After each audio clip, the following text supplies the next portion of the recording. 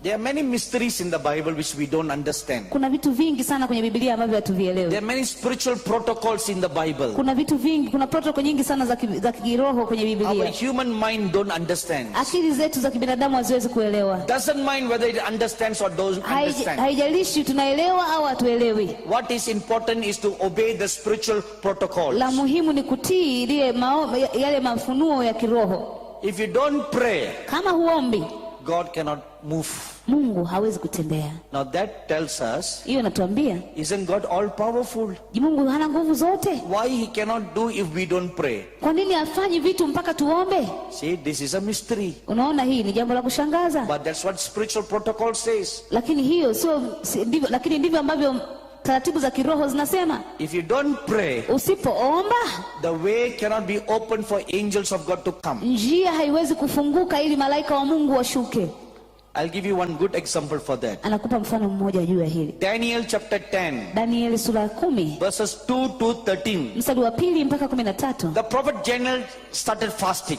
Danieli alianza kufunga. He wanted to know the purposes of God. Alitaka kujua kusudi la Mungu. And he continued fasting for 21 days. Aliendelea kufunga kwa siku 21. When he started fasting, alipoanza kufunga, he did not plan to fast for 21 days. Hakupanga kufunga siku 21. But as the days went by, lakini siku zilipokuwa zikiendelea, the burden never left him. Ule mzigo ulikuwa hauondoki ndani yake. The burden was so heavy on him. Mzigo ulikuwa mzito sana ndani yake. He kept on fasting continuously. Aliendelea kufunga kila mara. On the 21st day, siku ya 21, the angel Gabriel came to visit him. Malaika Gabrieli akamtokea. Now listen to what the angel Gabriel told him. Sikiliza kile ambacho malaika Gabrieli alimwambia. Daniel, on the first day that you prayed, siku ya kwanza ulipoomba, I was sent by God to answer your prayer. Nilitumwa kujibu maombi yako na Mungu. So the first day of Daniel's fast, siku ya kwanza ya mfungo wa Daniel, the angel came. Malaika wakaja. But why did he take him 21 days to come to Daniel? Lakini kwa nini ilimchukua siku 21 kumfikia Danieli? Is heaven that far that it will take 21 days to travel? Je, mbinguni ni mbali kiasi hicho cha kuweza kuchukua siku 21 kusafiri? The Bible says, Biblia inatuambia, or Gabriel himself says, Malaika Gabriel alisema, when Daniel first prayed, Daniel alipofunga tu, he left heaven. Aliondoka mbinguni. You know, heaven is a physical place far away in the universe. Mbinguni ni mahali fulani hivi mbali sana.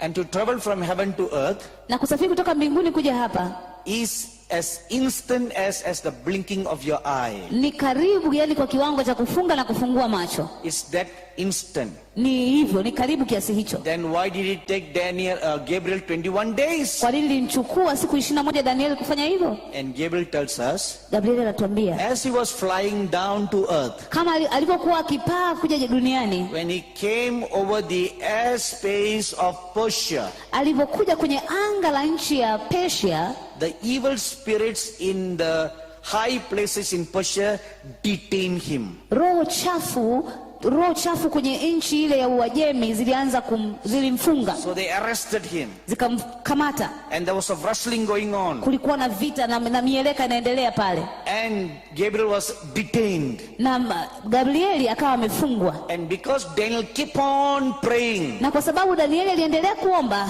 that prayer, God was wondering, why is Daniel still praying when he has already sent an answer? Kwa nini Mungu anajiuliza kwa nini Danieli anaendelea kuomba wakati nimeshatuma majibu? Then they found out that Gabriel was arrested. Wakagundua kwamba Gabrieli alikuwa amefungwa. So another big general was sent. Jenerali mwingine wa jeshi akawa ametumwa. Michael himself came. Jenerali mkuu wa jeshi la Mungu, malaika Mikaeli akawa ametumwa. The chief prince of all the warrior angels. Yani katika malaika wote ambao kazi yao ni kupigana vita, Mikaeli ndio yuko juu yao wote. He came and fought with the prince of Persia and released Gabriel. Alikipigana na yule mfalme wa Uajemi na akamwachilia huru Gabrieli. Can you imagine? Unaweza kuwaza? If Daniel had stopped praying after 2 days, kama Danieli angeacha kuomba baada ya siku 2, what would have happened to Gabriel? Nini kingetokea kwa Gabriel? Still prison in Persia. Angekuwa yuko jela mpaka leo huko Uajemi. So that is why it is very important to keep on praying until the burden departs.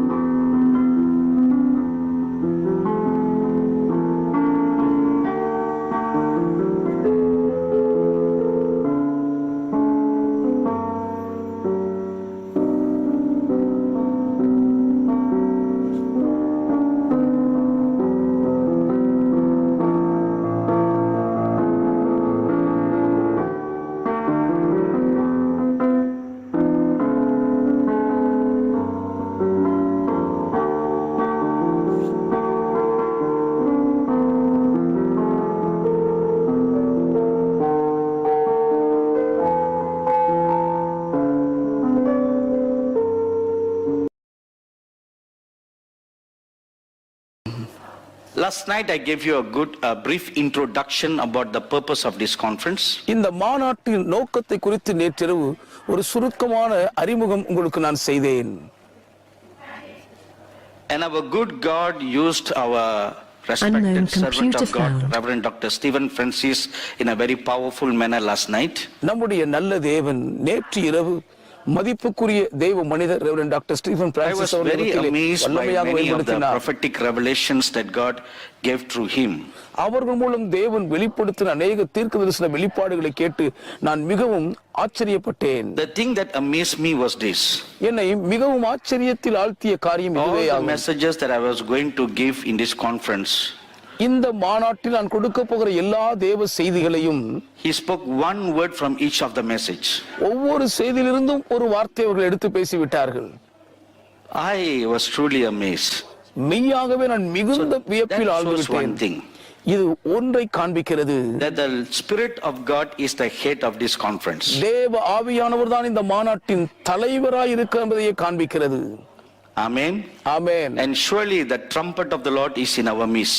மெய்யாகவே கர்த்தருடைய எக்காலம் நம்ம மத்தியில் நிலை கொண்டு இருக்கிறது. Because the trumpet is the spirit of prophecy. எக்காலம் தான் தீர்க்கதரிசன ஆவியாகும். And God blows his breath through the trumpet.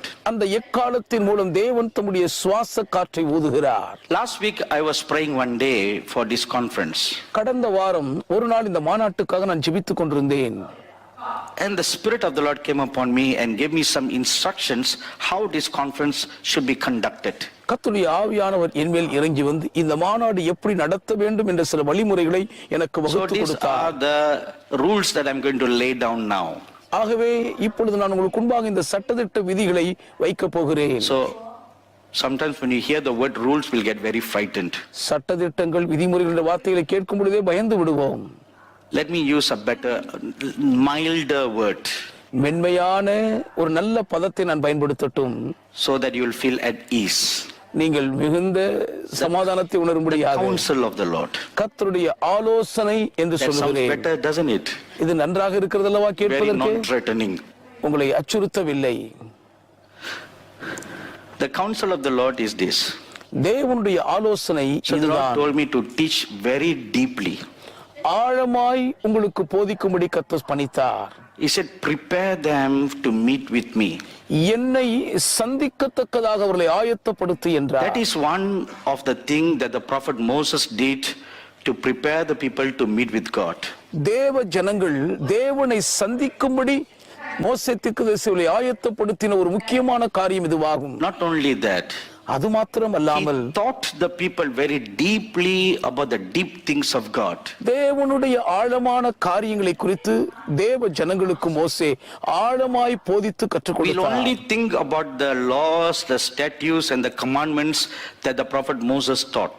மோசே தீர்க்கதரிசி கற்பித்த நியாய பிரமாணங்கள், பிரமாணம், கற்பனைகளை மட்டும்தான் It's நம்முடைய not மனதில் just நினைக்கிறோம். that. வெறும் அது மாத்திரம் அல்ல, It is beyond that. அதற்கப்பால் ஏராளம் The இருக்கிறது. revelation of God himself. தேவனை பற்றிய வெளிப்படுத்தலே மிகப்பெரிய That is அம்சம். what the prophet Moses brought to the people and brought the people to God. அதைத்தான் மோசே தீர்க்கதரிசி ஜனங்களிடம் வெளிப்படுத்தி கொடுத்து ஜனங்களை தேவனிடமாக கொண்டு வந்து சேர்த்தார். But if you read Exodus chapter 20, யாத்ராகமம் 20ஆம் அதிகாரத்தை நீங்கள் it was படிப்பீர்களானால் the desire of God to speak directly to the people. தேவ ஜனங்களோடு நேரடியாக பேச வேண்டும் என்பதுதான் தேவனுடைய விருப்பமாய் இருந்ததை For அறியலாம். that very purpose, he told the prophet Moses to prepare them. அந்த நோக்கத்துக்காகவே அவர்களை ஆயத்தப்படுத்தும்படி மோசே தீர்க்கதரிசியிடம் தேவன் சொன்னார். And the people fasted and prayed for 3 days. 3 நாட்கள் அளவும் ஜனங்கள் உபவாசம் பண்ணி But ஜெபித்தார்கள். on the day when the glory of God came down, ஆனால் தேவனுடைய மகிமை இறங்கி வந்த அந்த நாள் என்று when they heard the great audible voice of God, தேவனுடைய பலத்த குரலை தெளிவாய் அவர்கள் கேட்டபோது it was too overwhelming, அது அவர்களால் தாங்க முடியாத அளவுக்கு too அளவுக்கு great அதிகமாக for them இருந்தது. to bear it.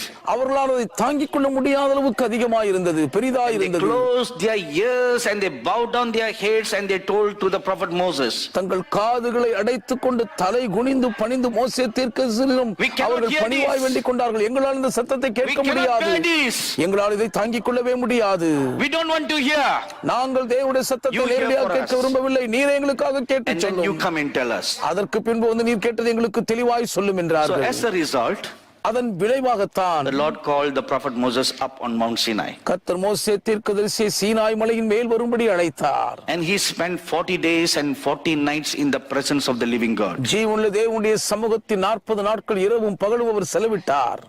Instead of a whole nation hearing the voice of God speaking to them for 40 days and 40 nights, 40 நாட்கள் இரவும் பகலும் தேவனுடைய குரல் தங்களோடு கூட பேசுகிறதை ஒரு முழு தேசத்து மக்களே கேட்பதற்கு only one பதிலாக man was there. ஒரே ஒரு மனிதன் மட்டும்தான் அங்கே இருந்தார். Because they covered away from the glory of God. தேவனுடைய மகிமை விட்டவர்கள் தங்களை வெளியே கொண்டு போய் விட்டபடியினால் இப்படி ஆயிற்று. So that is the greatest work. அதுதான் ஒரு மகத்தான கிரியையாகும். Revelation of the Lord God. தேவனாகிய கர்த்தரை பற்றிய வெளிப்படுத்தல். Now through the Lord Jesus Christ, இப்பொழுதும் கர்த்தராகிய இயேசு கிறிஸ்துவின் மூலம் God is speaking to us again. தேவன் மறுபடியும் நம்மோடு கூட பேசுகிறார். How does he speak to us? ஆகிலும் நம்மோடு கூட அவர் எப்படி பேசுகிறார்? Acts chapter 1 verse 2 says, அப்போஸ்தலர் 1:2 சொல்லுகிறது. don't look at your notes.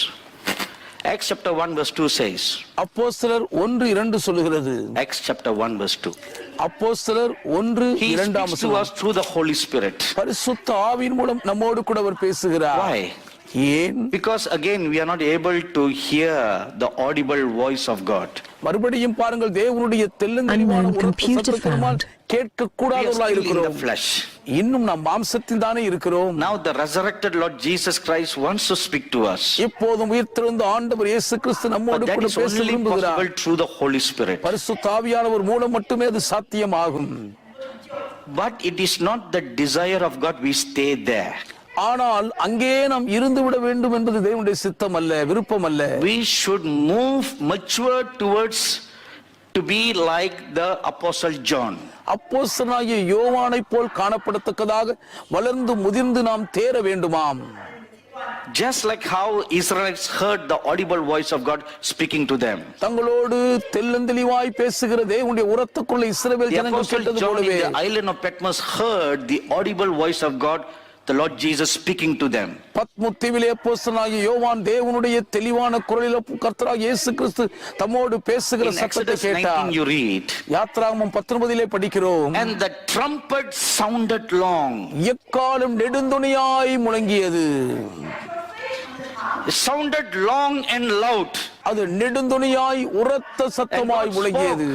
தேவன் பேசினார். Now in Revelation chapter 1 you read, வெளிப்படுத்தல் 1ஆம் அதிகாரத்தில் இப்பொழுது நாம் படிக்கிறோம். the apostle John heard a sound. அப்போஸ்தலனாகிய யோவான் ஒரு சத்தத்தை He turned கேட்கிறார். around to see, அதை பார்க்கும்படி and he திரும்புகிறார்.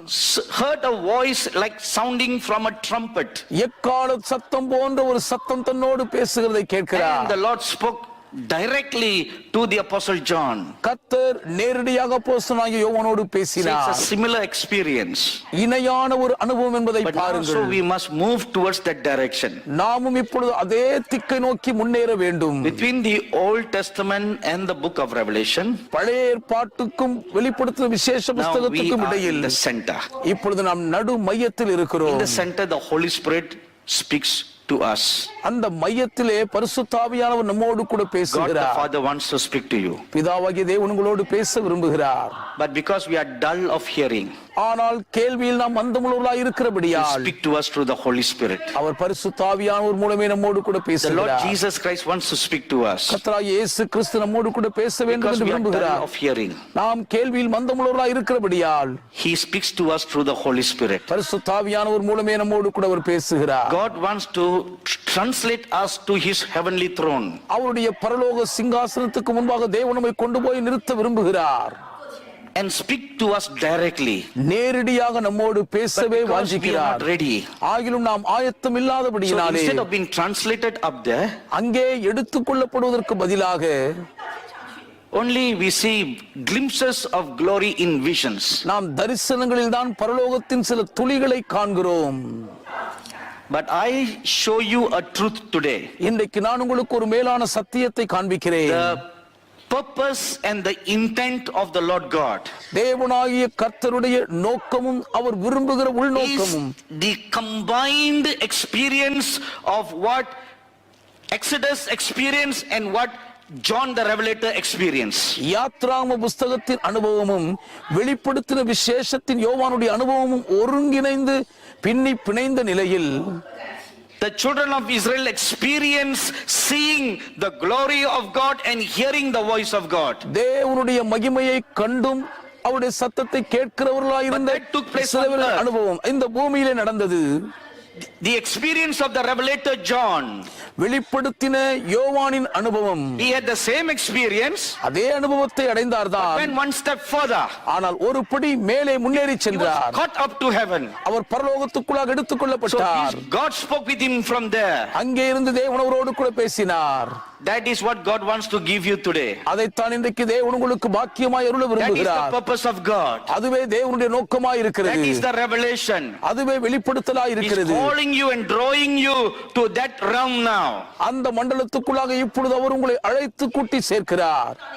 That is why God called us to do this conference. இந்த மாநாட்டை அது நிமித்தமே நடத்தும்படி தேவன் சொல்லியிருக்கிறார். Remember the law of Moses. மோசேயின் நியாயப்பிரமாணத்தை நினைவு Now, கூறுங்கள். when we say remember the law, நியாயப்பிரமாணத்தை நினைவு கூறுங்கள் என்று it's சொல்லும்போது not just the law. வெறும் நியாயப்பிரமாணம் மாத்திரமல்ல. When you hear the word remember the law, நியாயப்பிரமாணத்தை நினைவு கூறுங்கள் என்று சொல்லும்போது I show you a secret today. இன்று ஒரு ரகசியத்தை நான் உங்களுக்கு What காண்பிக்கிறேன். does it mean remember the law? நியாயப்பிரமாணத்தை நினைவு கூறுங்கள் என்றால் என்ன அர்த்தம்? Remember where it was given. அது எங்கே கொடுக்கப்பட்டது என்பதை நினைவு கூறுங்கள் என்பதாகும்.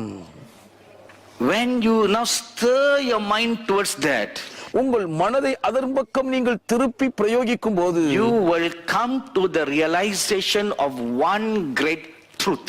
ஒரு மிகப்பெரிய சத்தியத்தை நீங்கள் உணர்ந்து கொள்வீர்கள். Where was it given? அது எங்கே கொடுக்கப்பட்டது? You all will say Mount Sinai. எல்லாரும் சீனாய் மலை என்று சொல்லிவிடுவீர்கள். Then I want to show you another picture. ஆகிலும் வேறொரு காட்சி உங்களுக்கு நான் காண்பிக்க விரும்புகிறேன்.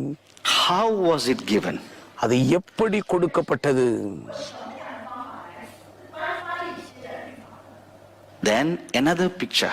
அடுத்தது வேறொரு காட்சியை காண்பிக்கிறேன். Who gave it? அதை கொடுத்தவர் யார்? So if you go beyond remember the law of Moses, மோசேயின் நியாயப்பிரமாணத்தை நினைவு கூறுங்கள் என்று அதற்கு அப்பால் கடந்து போகும்போது you come to one basic truth. ஒரு அடிப்படையான சத்தியத்துக்கு வருகிறீர்கள். And that basic truth is what the apostle John experienced Unknown computer found. Patmos. அந்த அடிப்படையான சத்தியத்தை தான் அப்போஸ்தலனாகிய யோவான் பத்மு தீவில் அனுபவமாய் A பெற்றார். revelation of the Lord Jesus Christ himself. கர்த்தராகிய இயேசு கிறிஸ்துவை பற்றிய ஒரு வெளிப்படுத்தலை அடைந்தார். The apostle John saw the glorified Jesus Christ in such a great glory that he could not stand before him.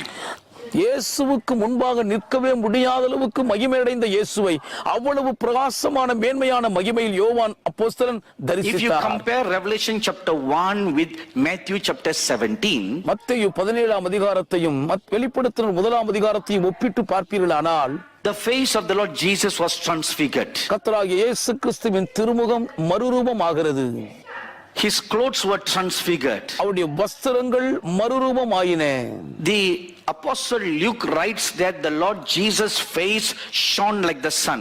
கர்த்தராகிய இயேசு கிறிஸ்துவின் நேச திருமுகம் சூரியனைப் போல் பிரகாசித்தது என்று அப்போஸ்தலனாகிய லூக்கா எழுதுகிறார். But you don't read Peter, James and John falling on their face before the Lord Jesus. ஆகிலும் கர்த்தராகிய இயேசு கிறிஸ்துவுக்கு முன்பாக பேதுரு, யோவான், யாக்கோபு முகங்குப்புற விழுந்ததாக நாம் அங்கே படிக்க முடியாது.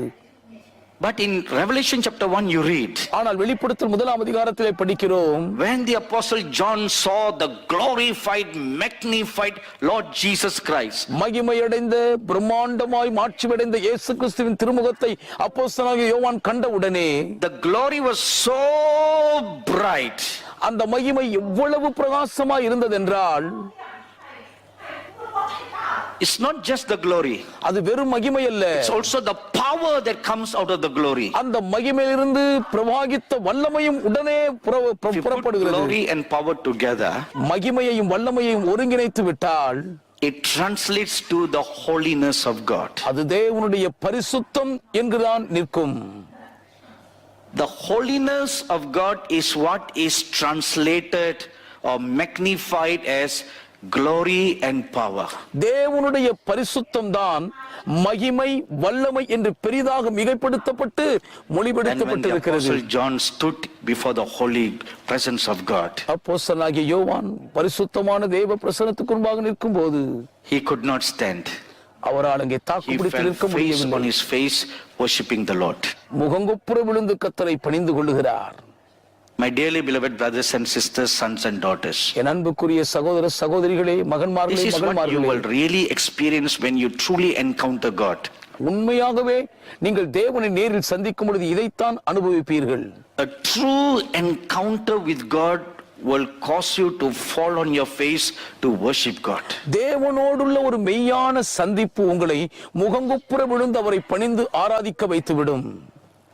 You will not be running around and telling everybody, I saw the Lord, I saw the Lord. நான் கர்த்தரை கண்டேன் என்று அங்கும் இங்கும் ஓடியவர்களிடம் சொல்லிக் கொண்டிருக்க மாட்டீர்கள். Because the holiness of God will tear your heart apart to pieces. தேவனுடைய பரிசுத்தம் உங்கள் இருதயத்தை சுக்குநூறாய் கிழித்தெறிந்து விடும்.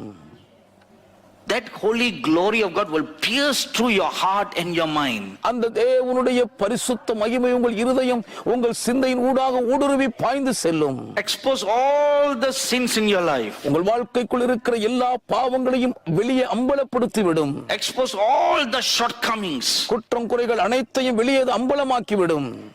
And then you fall down on your face, crying to God for your sins, at the same time thanking God for his great grace that saved you. அப்பொழுது தேவனுக்கு முன்பாக நீங்கள் முகங்குப்புற விழுந்து உங்கள் பாவங்களை அறிக்கையிட்டுக் கொண்டிருப்பது மட்டுமல்ல, உங்களை ரட்சித்த மாதேவுக்காக மனதார தேவனுக்கு நன்றி சொல்லிக் கொண்டே இருப்பீர்கள். So the counsel of the Lord came to me. கர்த்தருடைய ஆலோசனை எனக்கு வந்தது. So therefore teach very deeply ஆகையால் ஆழமாய் போதிக்கும்படி கட்டளை and பெற்றேன். lead them into having deeper experiences with me. Time will delay no longer. Repent. The kingdom of heaven has come near now. Prepare to meet the Lord your God.